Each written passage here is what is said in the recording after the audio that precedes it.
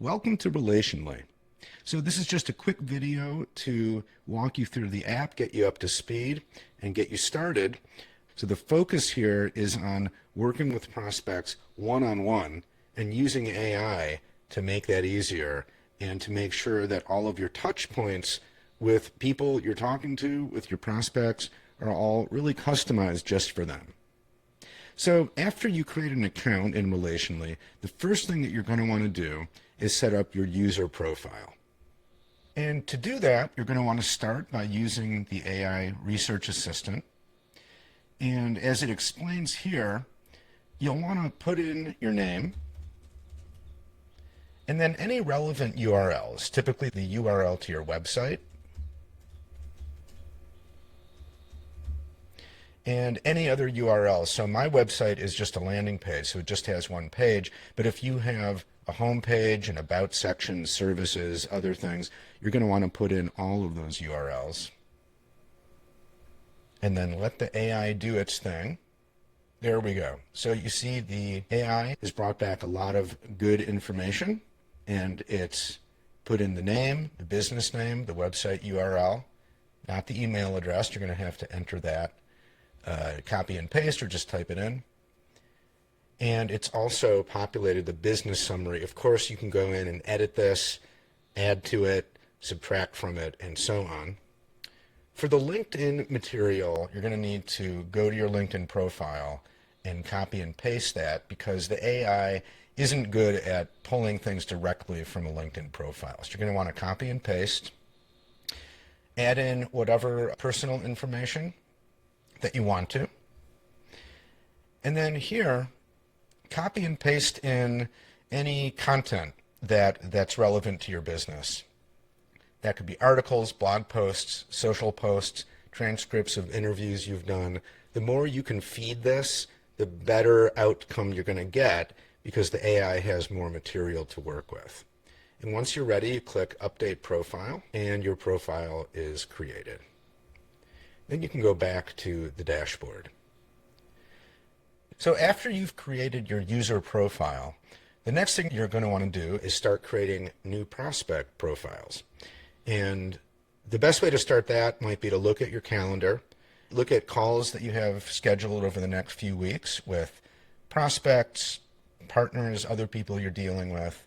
That's a good place to start in terms of who to add. And just like for the user profile, you can start by using the AI Research Assistant. Put in the person's name and then paste in some URLs from their website. The home page, let's say the services page, the about page, and whatever else they might have. The more the better. And the reason you have to do this is because typically when you give an AI a URL, it'll look at the contents of that page, but it won't necessarily look at the entire website just from one URL. So once you've got that stuff ready, let the AI do its thing. The more URLs you give it, the longer it'll take. There we go. It has auto-populated all of this stuff. Now for the LinkedIn part, you're going to want to go to the LinkedIn profile and copy and paste in the headline and the about section copy. And the reason you need to do that is because AI is not great at looking at LinkedIn pages and getting content from them because LinkedIn doesn't really allow that very easily. So it's easier just to copy and paste. You can add in any information, any personal information about the prospect that you know. You can usually know their location and where they went to school. And if you know anything else, you can add that as well. The Spark Catalyst categories, as you can see, those are people who are super connectors, partners, allies, reporters, key prospects, and you can choose as many as apply. And then down here, this is where you want to paste in as much rich information as you can. Articles, blog posts, social posts, transcripts of interviews.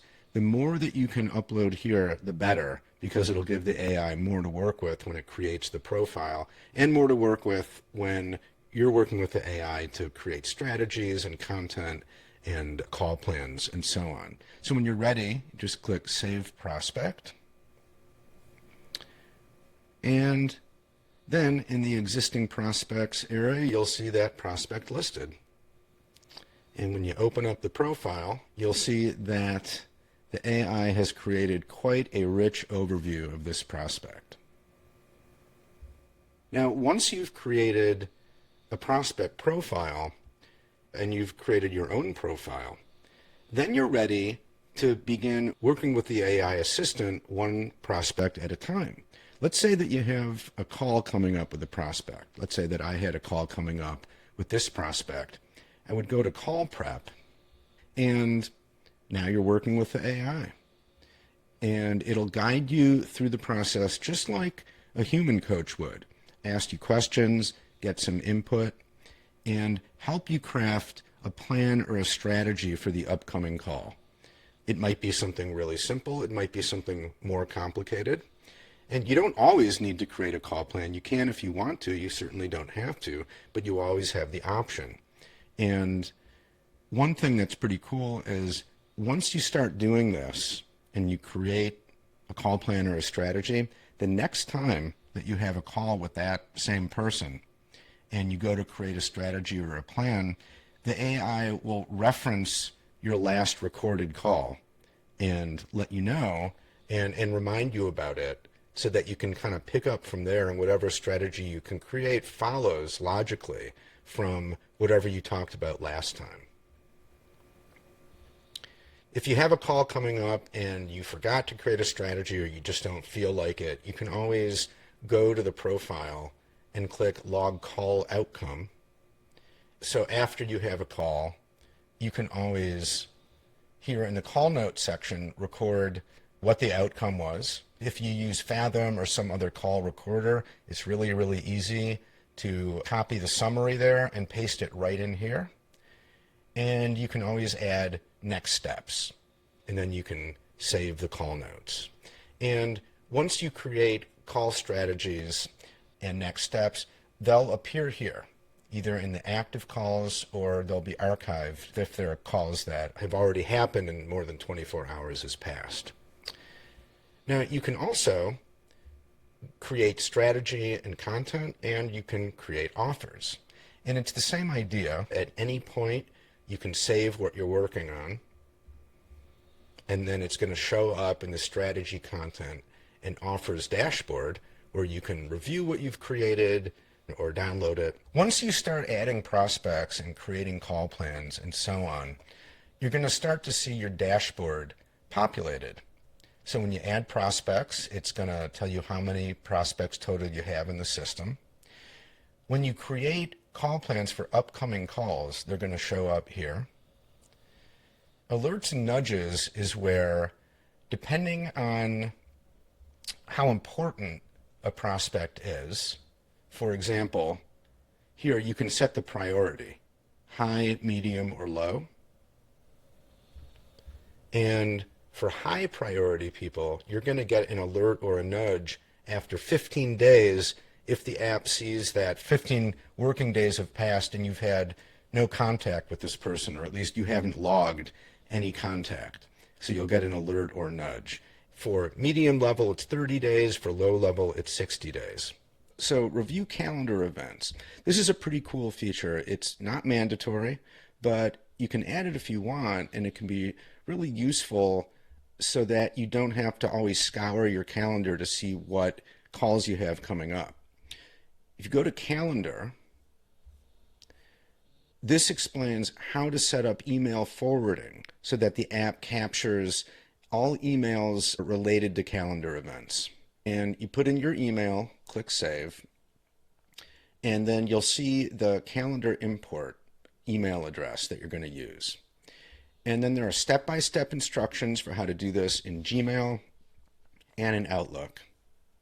And really, it'll work in any email system that you use. The idea is to set up email filters so that your email system knows to look for and capture emails with certain words related to meetings, like Zoom or Teams or Meet or whatever. So once you set this up in the dashboard, you'll see that the app will display those emails related to events. It might capture some that are not relevant and you can instantly delete those, but you'll get a list and then you can go in. If you haven't already created prospect profiles, and you can do that, you can create a call plan. And then you'll see next steps here are, so any call outcome that you log that includes next steps will show up here, and they'll remain here until you delete them. If you're stuck or not sure how to use the app, you can always go to the little question mark icon here, go to the Quick Start Guide, and it'll walk you through some of the basic functions that we've already gone over. There's also a How It Works section with some frequently asked questions. And lastly, there is this cool import-export feature. So at any time you can export the prospects, any information that you've recorded in the app, and you can upload prospects as well.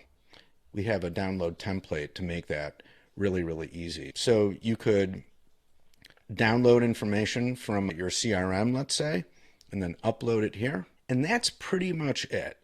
And of course, you can always contact us at support@sparkcatalyst.pro if you have any questions or need any help.